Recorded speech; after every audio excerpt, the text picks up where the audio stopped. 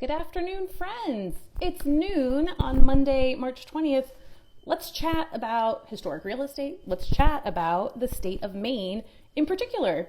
So if you're here, it's because you are toying with the idea. You're thinking about taking action on your dream of buying a historic property in the state of Maine. And you need to know these two experts who we're going to be talking with today, Bisson Real Estate and Maine Preservation. Who's going to help you find that house? Who's going to help you with the expertise, technical and otherwise, once you own that historic property to keep it in good repair and just be a successful steward? So let's bring Rick Bisson from Bisson Real Estate and also Jonathan Hall from Maine Preservation are going to be joining us.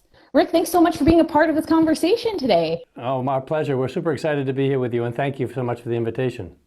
Of course. I was just saying, as we're getting everything kind of set up and started, that Bisson Real Estate, Maine Preservation, you're really two sides of the same coin for anyone who's interested in owning a historic property in the state of Maine. You know, you guys are going to help them find that property, and then Maine Preservation is going to have that expertise to help them maintain it in a successful way, right?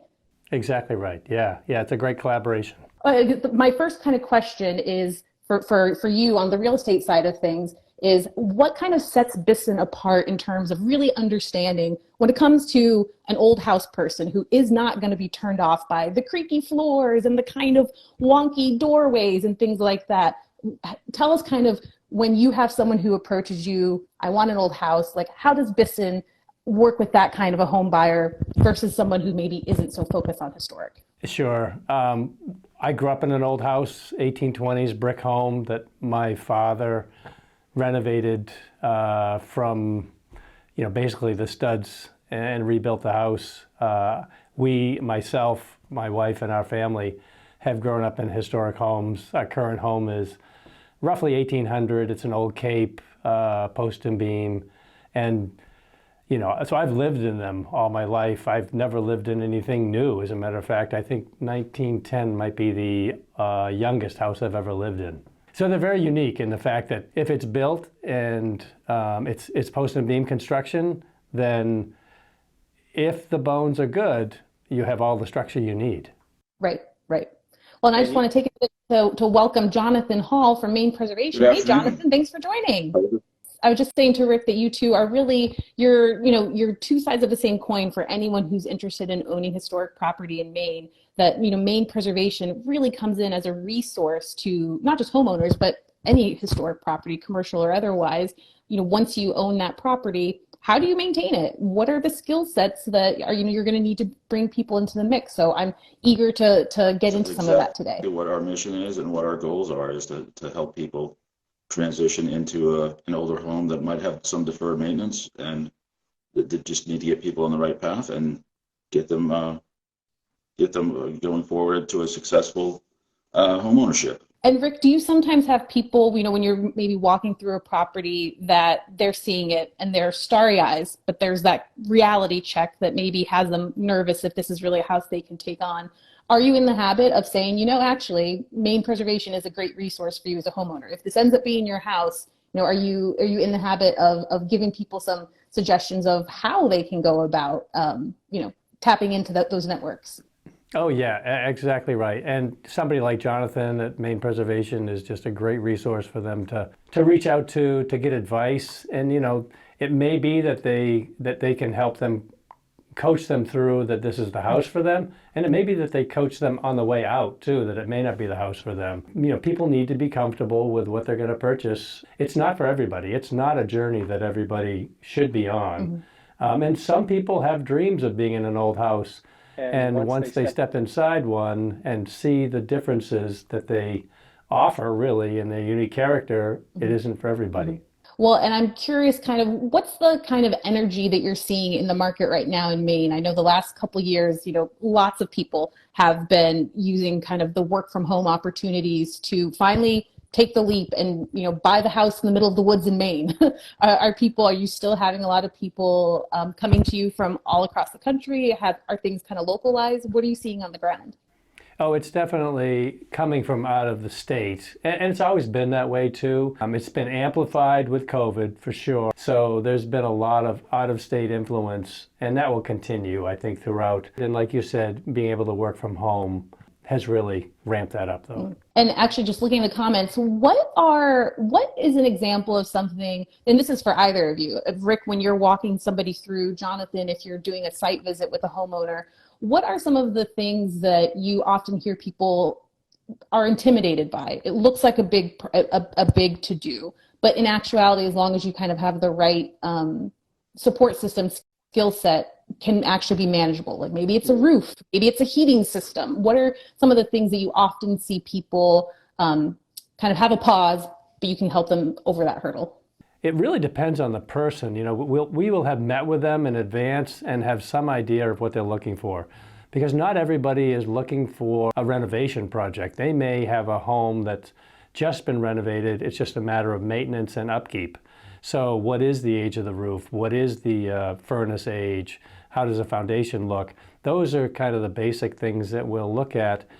If we have someone who's, interested in a renovation, that is a whole nother program to be on, and it's a different journey. The magnifying glass that will look at a property in that circumstance is very different.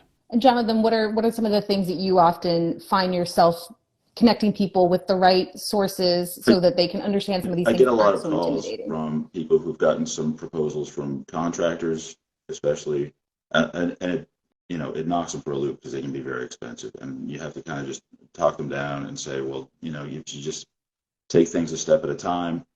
You don't have to do everything immediately. I mean, unless if the house is completely uninhabitable, it's a difference. We presume in that case people have another place to live, and this is kind of an ongoing project for them. But a lot of times that's it. They'll have a contractor come in and say, oh, their timber framed house needs to be completely dismantled. They have to lift it up and put a new foundation underneath it, and then and some of it's necessary and some of it's not. And we try to be just an objective voice about what's realistic and what's what's something that they can live with versus something that's a critical structural issue. That's kind of the line we try to walk. And Jonathan, will you tell us a little bit too, kind of what's the current, to the extent that you can, what's the kind of current state? One of the things that we love to tell people, if you're considering a historic house and you're intimidated about what maintenance might be, look into whether or not your state has any, tax credits or other financial incentives to be helpful. And not just residential, commercial as well. So can you just let folks know in the state of Maine, what are some of and this could be a whole nother talk, so I realize could be a very big question for a very short answer, but what are some of the ways that the Maine Preservation supports people on the post-purchase renovation, rehabilitation kind of financial side of things? What kind of Maine guidance does have do a you really tend to give people? very robust tax credit, historic preservation tax credit available that works really well with the federal tax credits that are available. Unfortunately, that is only for commercial properties. So we're working with, there's a bill in front of the state legislature as we speak for a homeowner tax credit that we're optimistic about, because it would really be a game changer to get something at the state level in place to help offset some of the costs that people incur in protecting our shared identity in the state. Maine has unique identity, and we try to leverage every tool we can to help preserve that and get people to contribute to it. Well, and when the time comes, you'll have to let us know when you're if you need to call for signatures, people on the steps of Maine State Capitol to support that, because absolutely, I mean, that would be a huge game changer. For people joining in from in the state, call your representative and let them know you're in support of this. Well, and you bring up commercial and residential. So, Rick, does Bisson do you work across both property types, or are you also are there people with small businesses or large businesses who are coming to you and saying, I really want to be based and made in Maine, and help me find an HQ? Oh yeah, definitely. And there's also, I think because of COVID, more people looking for something that might be a a mix of commercial and residential so that they can have office space in there and, loft living or something like that. And that's been around for a long time. Before, it might have been more artists or artisans who were looking for studio space that might be a mix of commercial and residential. Well, and I'm curious to know too, I know this is always kind of, it's a little bit of maybe a lightning rod question, because so often you'll see articles like, in the New York Times about like the hot new town is, and you're like, oh no, don't publish it because then everyone's going to go and then the town's going to be ruined. But where are some places, this is a question for both of you, where are some places in Maine that are maybe a little under the radar, but the historic property, the building stock is just really some terrific opportunity to make some investments, not necessarily, break the bank in doing so. What are some areas beyond Portland that you might encourage people to think about? Well, I know Jonathan and Maine Preservation have been doing a lot of statewide tours lately, so I'm going to let him jump in first. There's so many great areas in Maine. I grew up here, and I'm still discovering great little hidden gems all over the state. We have a big soft spot for Washington County, which is, things I'm like, I don't want too many people to know about it. It's such a fantastic piece of not only the state, but of the entire East Coast of the United States. There's any other place like it. There's a lot of opportunity there. There's not much population. Fantastic buildings, fantastic architecture that are reflective of the prosperity that was there in the 18th and 19th century. Isn't there anymore. So these beautiful buildings are just decaying back into the earth. We encourage people to go there. Well, and it makes me think, I know Maine Preservation, this week you're about to host your 2023 Honor Awards, and one of your recipients is a homeowner, or it started out as not a home, but somebody who saw, a piece of Maine infrastructure, a power station from, water generated power, and has, saved it and converted it into a home. I'm sure there are plenty of opportunities like that for intrepid young folks, or not even young folks, yeah. Anyone. It's this beautiful spot in this little town along the Sandy River. I mean, I think the town maybe has a population of 1,000 people. It's a beautiful spot. You can you hear the river running by. It's it's this rocky. They call it the Sandy River, but it's actually very rocky. So it makes this beautiful gurgling sound. You can hear it all over the place, and it's an amazing spot and an amazing project. We'd love to see more of those kind of things. Absolutely. Rick, what about you? When you have someone and they're your favorite client, and you're like, I don't usually tell everyone about this, but this is my secret. Like, give us a little hint of what are some of the kind of nooks and crannies, because Bisson is statewide, right? I mean, you're representing anything and everything. Well, Keller Williams is a national company. We represent or work with Keller Williams. Our reach is primarily the Mid-Coast area. We could help anybody in Maine, but our primary is the Mid-Coast area, and that's Falmouth, Portland area up to Camden, Rockport area, and inland from that. And the pockets, like Jonathan mentioned, the prosperity, where that came in the 1900s, that created these beautiful brick buildings. Some are, may have combination of brick and other forms with them. They are really, like Jonathan said, they're gems, and they're usually little communities, almost hamlets tucked away along the coast,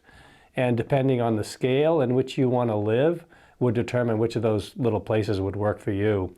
Take Waldoboro, Belfast, Bath. I'm taking notes. Bath, Brunswick, all those little spots, Wiscasset, Boothbay. They all had some form of industry. Either it was manufacturing or it was fishing, which continues today. And there were communities built around that and industries built around those that many of these created beautiful homes, historic homes that are kind of spotted along the coast, and also large buildings that might have been used for manufacturing or processing fish. And a lot of those have been turned into office buildings, and then some of them into residential, and some of those that were turned into office, I think will be fitted out into residential eventually too. Yeah, like you were saying before, like a mixed use, work, live, and co-working and who knows? I mean, everything everything is so new from what it's been in the past. All right. Yeah. You just mentioned are, these amazing little tiny communities that, I mean, Maine has so many peninsulas and inlets and islands along the coast that it's just the density of little villages and towns is just amazing. It's, you drive 10 minutes and you're in a different cool little village along the coast. Yeah, we had the good fortune to stay as guests of the Maine house hunt on Vinyl Haven last fall. And I read about, the great blizzard of when the island had, no food and no one could reach it for a month. Even that, I'm still in. I am still 100% in to live on an island in Maine. So Rick, when I'm ready, I'm coming to you. You're going to be, keep your eye out for something good, kind of hide it to the side for me. Happy to do that. Well, I'm gonna bring us to a close. This is just meant to let people know a little bit about both Bisson Real Estate and Maine Preservation, so that if someone's ready right now to buy or sell a property in Maine, they know exactly who are the experts who are going to be able to, help them get it done in the right way. So, as a little sign off, why don't we?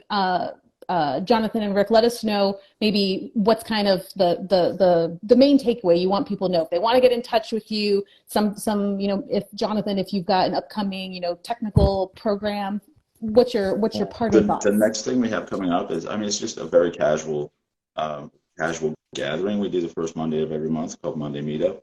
And so April 3rd is our next one at noontime. I'm doing one for the DIYers. So the people who have bought the old homes, and maybe they don't have the budget to hire out all the work, or they just like doing it and they want to learn about it. So hopefully, my goal with this kind of project is just get people talking to each other. Because if you do buy a historic home and you're just starting out, there's somebody who started 10 or 15 years prior and has learned a lot along the way. So if I can get people sharing knowledge, that's really what my goal is with that one. I will say that the old house community is a very welcoming, friendly space, and people are all too happy to tell you what worked and didn't work for them. So I love that, being able to, and also to help people not feel so, alone. They're working on whatever project their house needs, and it can feel so overwhelming and intimidating. So letting them know that other people have done it, you can do it too, get people connected. That's wonderful. All right, we'll make sure to help publicize that on stories as well. Thank you so much, Jonathan.